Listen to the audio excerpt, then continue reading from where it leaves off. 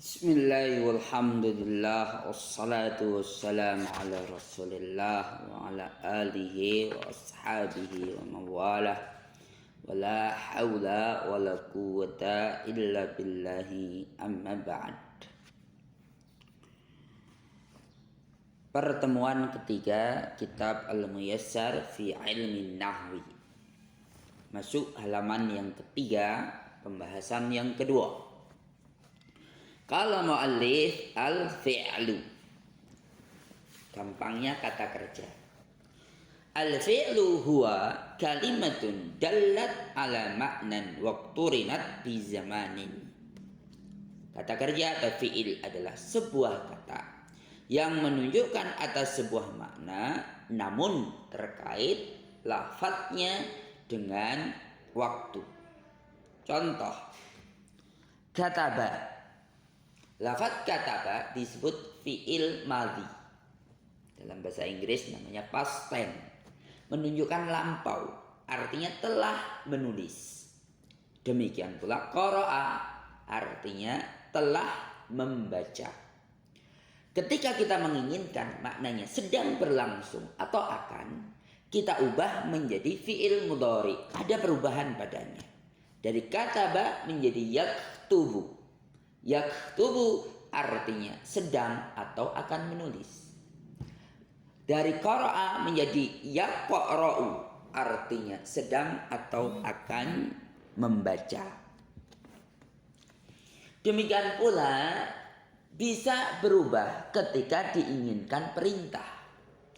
Dari kata kataba menjadi uktub. Itu yang benar, lafadznya adalah uktub.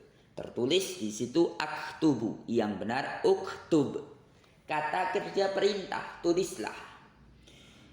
Dari qara'a menjadi iqra, bacalah. Sehingga kalau kita lihat, maka di sini ada 3 perubahan. Dari kata kerja lampau menjadi kata kerja sedang atau akan, dan menjadi kata kerja perintah. Adanya perubahan terkait dengan waktu menunjukkan ini adalah fi'il. Qala mu'allif, alamatul fi'li, tanda-tanda fi'il, hiya diantaranya qad, kata yang diawali dengan qad. Contoh, qad qamatis salatu, telah dekat ditegakkannya waktu salat. Makna qad secara umum artinya sungguh. Namun dalam contoh di sini artinya adalah telah dekat. Maka kata yang datang setelah qad, qama, disebut fi'il karena diawali qad.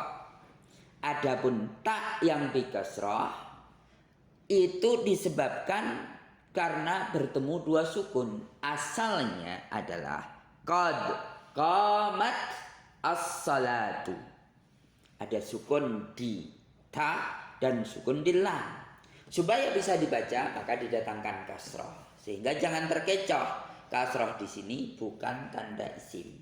Kasroh di sini bukan tanda isim. Tanda yang berikutnya adalah asinu, lafadz sa yang artinya akan. Lafadz sa yang artinya akan. Dicontohkan di sini sayadhabu. Maka sa ini khusus masuk fi'il yang bermakna sedang atau akan. Atau kalau telah kemasukan sa berarti menjadi khusus, maknanya akan. Sayadhabu, dia akan pergi. Sayarji'u, dia akan kembali. Maka lafadz yadhabu dan yarji'u disebut fi'il. Kenapa? Karena didahului dengan sa atau sin. Yang ketiga saufa. Saufa juga bermakna akan, tapi memiliki jarak waktu yang lebih panjang, lebih lama, maksudnya lebih jauh. Contoh, saufa ta'lamuna, kalian kelak nanti akan mengetahui. Maka ta'lamuna disebut fi'il karena didahului saufa. Yang keempat, ta'u ta'nisi sakinatu, tak ta'nis yang bersyakal sukun secara asal. Contoh, qalat, dia seorang perempuan telah berkata. Zahabat, dia seorang perempuan telah pergi. Maka terkadang tak yang sukun ini dikasrah sebagaimana contoh nomor 1 tadi. Asalnya qad qamat as-salatu, karena bertemu 2 sukun maka dibaca menjadi qad qamatis salatu. Yang asalnya qamat menjadi qamati dikasrah karena bertemu dengan 2 sukun. Pembahasan yang berikutnya yang ketiga, halaman 4. Al-harfu, huruf. Al-harfu huwa kalimatun la tafhamu maknaha illa ma'a ghairiha. Huruf adalah sebuah kata yang tidak akan dipahami maknanya secara sempurna kecuali apabila telah bersanding dengan yang lain. Kalau bahasa gampang kita adalah kata tugas. Kata yang bukan kata kerja, bukan kata benda, atau bukan fiil, bukan isim, maka disebut dengan kata tugas. Contoh min dari fi di dalam, thumma kemudian, fa kemudian, ida apabila, au atau hatta sampai. Walaisa lil harfi alamatun khasatun, maka tidak ada tanda atau tidak ada ciri bagi huruf ciri yang khusus. Intinya jika thayyib kata itu bukan isim dan bukan fiil, maka itulah huruf. Namun perlu diperhatikan bahwa tanda-tanda isim dan tanda-tanda fiil bisa memang tanda itu nampak, bisa kita sebut, oh ini ada kasrohnya, oh ini ada tanwinnya, oh ini didahului kok. Namun bisa juga sekedar menerima tandanya. Sekedar menerima walaupun tanda itu pada konteks kata yang sedang dibahas tidak terlihat tandanya, namun apabila ditawarkan dari tanda-tanda isim atau fiil, dia mau menerimanya. Berikutnya pembahasan yang setelahnya. Anwa'ul jumlati. Pembagian kalimat.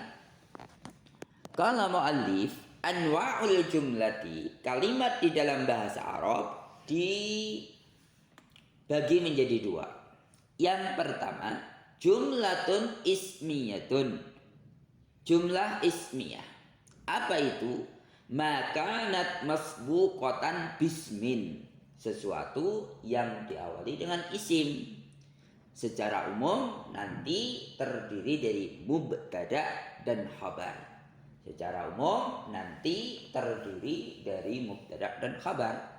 Contoh, Ahmadu maridun. Ahmad sakit. Al-waladu yaqra'ul qur'ana. Anak itu membaca Al-Qur'an. Kalau kita perhatikan, maka barakallahu fiik, di sini kelihatan bahwa awal katanya adalah isim, Ahmad dan al-waladu. Ahmad nama orang termasuk dari isim. Al-waladu diawali al juga termasuk isim. Adapun yang kedua adalah jumlatun fi'liyatun. Jumlah fi'liyah. Apa itu? Makanat masbuqatan bi fi'lin. Apa-apa yang diawali dengan fi'il. Contoh, marida aliyun. Ali sakit. Namun lafadznya marida terlebih dahulu, di mana marida itu fi'il. Maka jumlah ini, kalimat ini disebut jumlah fi'liyah atau yaqra'ul waladul qur'ana. Maknanya sama, anak itu sedang membaca Al-Qur'an, namun didahulukan kata kerjanya sehingga disebut jumlah fi'liyah. Maka di sini ada faedah penting bahwa di dalam bahasa Arab diperbolehkan mendahulukan predikat berupa kata kerja, dan itu justru lebih tepat barakallahu fiik, sehingga mendahulukan kata kerja sebelum subjeknya. Itu yang umum di dalam bahasa Arab, berbeda dengan keumuman di dalam bahasa Indonesia yang mendahulukan subjek dari predikatnya. Thayyib. Adapun dalam bahasa Arab justru lebih baik mendahulukan kata kerja sebelum subjeknya. Demikian pembahasan kita di pertemuan yang ketiga ya ikhwan. Di situ nanti ada latihan secara nanti kita tugaskan secara latihannya pada pembahasan setelahnya. Wallahu a'lam bishawab. Saya cukupkan. Walhamdulillahirabbil alamin. Sallallahu ala nabiyyina Muhammad wa ala alihi wa ashabihi wasallam. Alhamdulillahirabbil alamin.